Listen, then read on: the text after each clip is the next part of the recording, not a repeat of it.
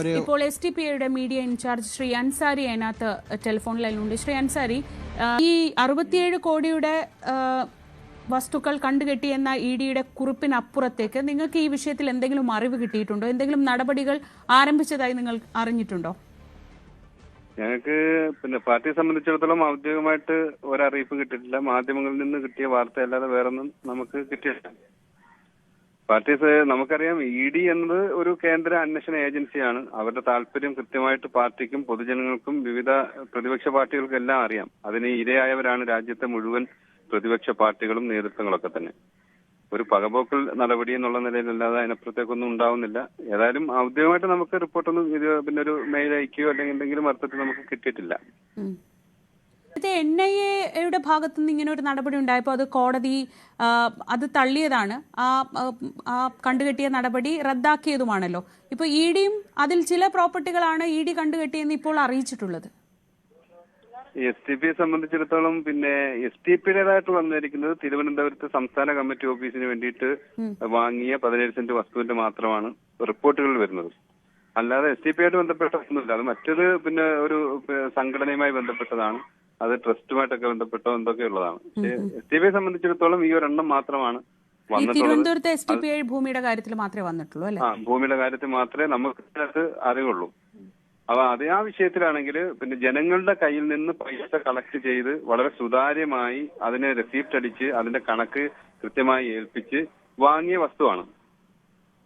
അതിനകത്ത് ഏതെങ്കിലും അർത്ഥത്തിലുള്ള ED ആരോപിക്കുന്ന നിലയിലോ അല്ലെങ്കിൽ ഇപ്പൊ ഇതിന് സമാനമായ ഇങ്ങനെ കണ്ടുകെട്ടേണ്ട സാഹചര്യം ഒന്നും നമുക്കില്ല. ഏതായാലും നിയമപരമായി ഇതിന് മുന്നോട്ട് പോകും.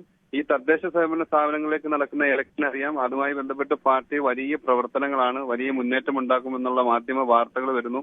ഇതിന്റെയൊക്കെ പശ്ചാത്തലത്തിൽ ഈ സമയത്ത് ഇങ്ങനെ ഒരു ഇടപെടൽ നടത്തുന്നതിൽ നമുക്ക് സംശയമുണ്ട്. അത് പാർട്ടിയുടെ ശബ്ദം ഇല്ലാതാക്കാൻ വേണ്ടിയിട്ട്, അതിന്റെ മുന്നേറ്റത്തെ ഇല്ലാതാക്കാൻ വേണ്ടിയിട്ട് നടത്തുന്നതാണെന്ന് വളരെ കൃത്യമായിട്ട് അറിയാം. അത് അറിഞ്ഞുകൊണ്ട് തന്നെ ഞങ്ങൾ രാഷ്ട്രീയപരമായിട്ട് ഇത് നേരിടും. വളരെ സുതാര്യമായി വാങ്ങിയ വസ്തുവാണ് ഈ തിരുവനന്തപുരത്തെ 17 സെന്റ് വസ്തു എന്ന് പറയുന്നത്. അതിന് നിയമപരമായി ഞങ്ങൾ നേരിടും. ശ്രീ അൻസാരി, അതിനകത്ത് പറഞ്ഞു ഇപ്പോ അദ്ദേഹം പറഞ്ഞത് കേട്ടല്ലോ. ഇത് ഒരു രാജ്യത്തിന്റെ താല്പര്യത്തിന് വിരുദ്ധമായി രാജ്യദ്രോഹപരമായ നിലപാടുകൾ എടുക്കുമ്പോൾ സ്വാഭാവികമായി വരുന്ന നടപടികൾക്കപ്പുറത്ത് തെരഞ്ഞെടുപ്പിൽ നിങ്ങൾക്ക് അങ്ങനെ കാര്യമായ ഒന്നും ചെയ്യാനുമായില്ല. അതൊക്കെയാണെന്ന് പറയുന്നതിൽ യാതൊരു യുക്തിയില്ലെന്നാണ് അദ്ദേഹം പറയുന്നത്. ഒരു RSSന്റെ ഒരു തീവ്രവാദ നേതാവെന്ന നിലയിൽ RV ബാബുവിൽ നിന്ന് വേറൊന്നും നമ്മൾ പ്രതീക്ഷിക്കുന്നില്ല. അങ്ങനെ RV ബാബുവിനെ നമ്മൾ വെല്ലുവിളിക്കുകയാണ്. നിങ്ങൾ ഇപ്പൊ പറഞ്ഞല്ലോ, STPI ഇവിടെ ഏറ്റവും വലിയ ഇവിടെ എന്താണ് രാജ്യം ഉണ്ടാക്കുന്നു, ഭയങ്കര പ്രശ്നം ഉണ്ടാക്കുന്നു എന്ന് പറഞ്ഞല്ലോ. RV ബാബുവിന്റെ ആൾക്കാരാണല്ലോ കേന്ദ്രം ഭരിക്കുന്നത്. അപ്പം കേന്ദ്രത്തിന്റെ ആനുകൂല്യത്തിലാണോ ഞങ്ങൾ ഇവിടെ പ്രവർത്തിക്കുന്നത്? അങ്ങനെ ഏതെങ്കിലും അർത്ഥത്തിൽ രാജ്യത്ത് തീവ്രവാദവും അങ്ങനെ പ്രവർത്തനം ഉണ്ടെങ്കിൽ നിങ്ങൾക്ക് നടപടിയെടുക്കാനുള്ള എല്ലാ അധികാരവും ജനങ്ങൾ തന്നിട്ടുണ്ടല്ലോ. രാജ്യം ഭരിക്കുകയാണല്ലോ, ആഭ്യന്തരമന്ത്രി അടക്കം നിങ്ങളാണല്ലോ. എന്തുകൊണ്ടാണ് ഇങ്ങനൊരു രാജ്യത്ത്, നിങ്ങൾ ഭരിക്കുന്ന ഒരു രാജ്യത്ത് ഒരു തീവ്രവാദ പ്രസ്ഥാനം, നിങ്ങൾ പറയുന്ന രീതിയിലുള്ള തീവ്രവാദ പ്രസ്ഥാനം ഈ രാജ്യത്ത് എന്തുകൊണ്ട് പ്രവർത്തിക്കുന്നു? നിങ്ങളല്ലേ അതിന് മറുപടി പറയണ്ടേ? അപ്പൊ ഈ രാജ്യത്തെ ഭരണം യഥാർത്ഥത്തിൽ പരാജയമാണെന്നല്ലേ അദ്ദേഹത്തിന്റെ വാക്കിലൂടെ പറയുന്നത്. പക്ഷേ എന്തുകൊണ്ടാണ് പറ്റാത്ത?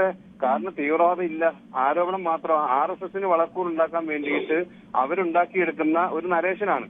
അല്ലാതെ അതിനപ്പുറത്തേക്ക് ഈ രാജ്യത്ത് ഏത് തീവ്രവാദം, ഞാൻ RSS നടത്തിയ അക്രമത്തിനപ്പുറത്തേക്ക് അല്ലെങ്കിൽ കൊലപാതകങ്ങൾ, കലാപങ്ങളിനപ്പുറത്ത് എന്തെങ്കിലും ഒരു അക്രമവും കലാപങ്ങളും STP ഉണ്ടാക്കിയിട്ടുണ്ടോ?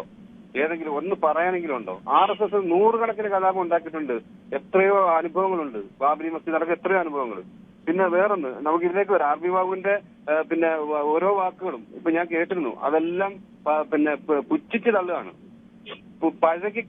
പഴകി പുളിച്ച സാധനങ്ങളാണ് ഇപ്പോഴും പറയുന്നത്. ഇപ്പോഴും തീവ്രവാദം 947 എത്രയൊക്കെ പറയുന്നുണ്ട് അദ്ദേഹം. ഇങ്ങനെ അത് RSSന്റെ ശാഖയിൽ ഇങ്ങനെ പഠിപ്പിക്കുന്നത് ഉലയിടുന്നു എന്നല്ലാതെ ഇതിന് ഒരു ആത്മാർത്ഥതയും ഈ വാക്കുകളിലോ അല്ലെങ്കിൽ ഇതിനില്ല.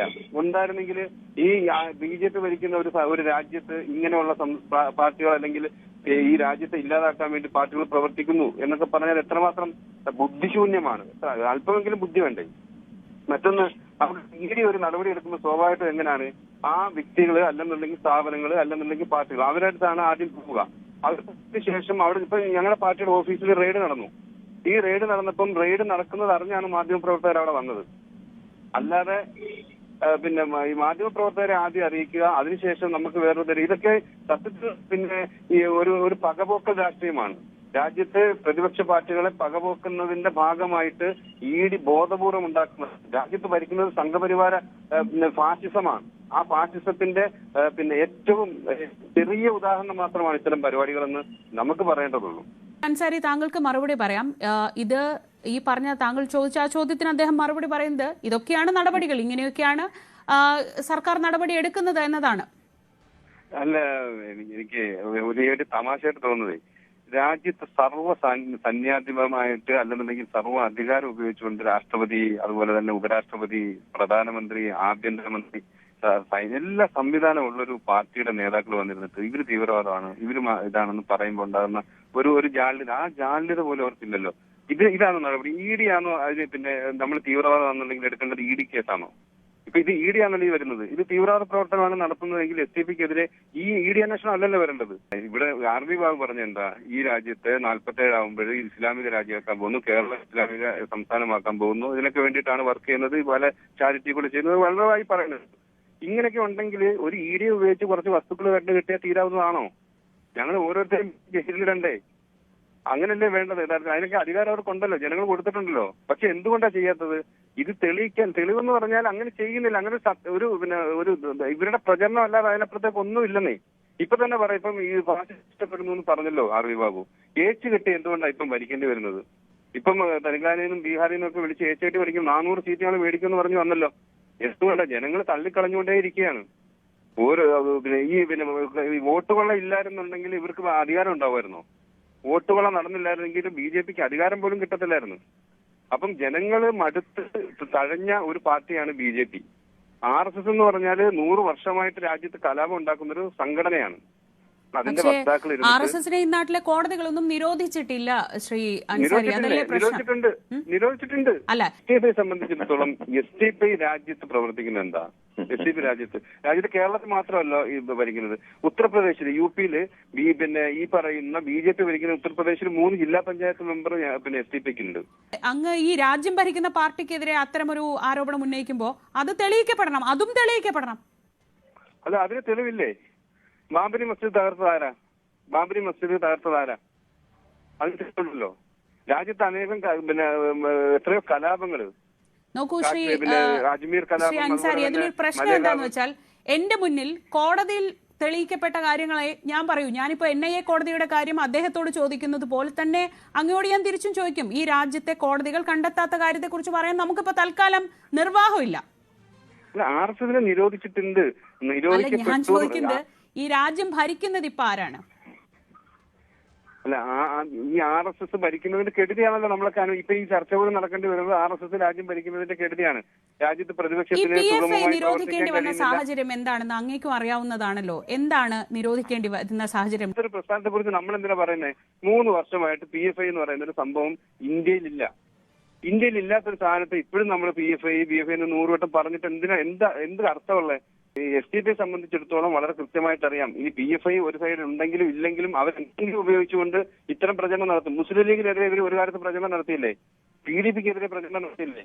ജമാഅത്ത് ഇസ്ലാമിക്കെതിരെ പ്രചരണം നടത്തുന്നില്ലേ? എന്ന് പറഞ്ഞാൽ മുസ്ലിം ജനവിഭാഗം എവിടെ സംഘടിക്കുന്നുണ്ടോ അത് PFIയുടെ പേരിലായാലും അല്ലാതെ ഏത് വിഭാഗത്തിലായാലും ഇപ്പൊ അവസാനം PFI ആയെന്നുള്ളതേ ഉള്ളൂ. അപ്പം ഇത് സ്വാഭാവികമായും RSSന്റെ വളർച്ചയ്ക്ക് വേണ്ടിയിട്ട് മറുവശത്ത് മുസ്ലിങ്ങൾ എന്തോ ഭീതി പരത്തുന്നുണ്ട്, അല്ലെങ്കിൽ മുസ്ലിങ്ങൾ ഇവിടെ പിന്നെ എന്തോ സംഭവിപ്പിക്കുന്നു എന്ന് പറഞ്ഞിട്ട് ഒരു അവവൽക്കരണം നടത്തി. അങ്ങനെ ഒരു പൊതുവൽക്കരണത്തിന്റെ ആവശ്യമുണ്ടോ? അങ്ങനെ ഒരു ജനറലൈസേഷന്റെ ആവശ്യമുണ്ടോ? ഇവിടെ മുസ്ലിം ലീഗ് നിയമാനുസൃതം പ്രവർത്തിച്ചുകൊണ്ടിരിക്കുകയല്ലേ? ലീഗിന്റെ ലീഗിനോട് എന്തായിരുന്നു ഇവരാ? ലീഗ് ഇപ്പോഴാണല്ലോ ഇവര് നല്ല ഇതാണ് പറയുന്നത്. ലീഗിനോട് അവരുടെ സമീപനം ഇതായിരുന്നു, PDPയുടെ സമീപനം ഇതായിരുന്നു. ഏതൊക്കെ മുന്നണി സംവിധാനങ്ങൾ മുസ്ലിം സമുദായം ഒറ്റയ്ക്ക് വന്നിട്ടുണ്ടോ അതിനോടെല്ലാം RSSന്റെ നിലപാട് ഇത്. കാരണം എന്താ? അത് ഇല്ലാത്ത സാധനത്തെ ഉണ്ടാക്കിയെടുക്കുക എന്നുള്ളതാണല്ലോ RSSന്റെ പ്രൊപ്പഗണ്ട.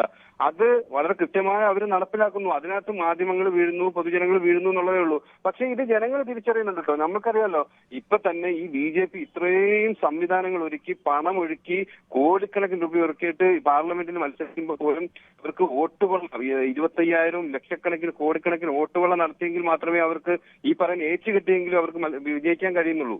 100 വർഷം കഴിയുമ്പോൾ RSS ഈ രാജ്യത്ത് എന്തോ സംഭവം ഉണ്ടാക്കുമെന്ന് പറഞ്ഞിട്ട് നോക്കൂ, നമ്മുടെ രാജ്യത്തെ ഈ വോട്ടർ പട്ടിക അല്ലെങ്കിൽ തെരഞ്ഞെടുപ്പ് സംവിധാനം കുറ്റമറ്റതാണെന്ന അഭിപ്രായമൊന്നും ആർക്കും ഇല്ല. അതിൽ വലിയ പാളിച്ചകളുണ്ട്, വീഴ്ചകളുണ്ട്, അതിനെ ഉപയോഗപ്പെടുത്തുന്നുമുണ്ട്, എല്ലാവരും ഉപയോഗപ്പെടുത്തിയിട്ടുമുണ്ട്. ഒരുപക്ഷെ BJPയും അത് കാര്യമായി തന്നെ ഉപയോഗപ്പെടുത്തിയിട്ടുണ്ടാകാം. പക്ഷേ അങ്ങനെ ഒരു രാജ്യത്ത് സർക്കാർ അധികാരത്തിൽ വന്നത് അങ്ങനെയാണ് എന്നൊക്കെ നമ്മൾ പറയുമ്പോൾ അതിന്റെ കണക്കുകൾ വേണ്ടിവരും തെളിയിക്കാൻ. അല്ല, മാധ്യമപ്രവർത്തക എന്ന നിലയിൽ കണക്കുകൾ കിട്ടാത്ത പ്രശ്നമുണ്ടോ? ഇല്ല, എനിക്ക് എന്റെ മുന്നിലുള്ളത് കണക്കുകളാണ്, അതാണ് പ്രശ്നം.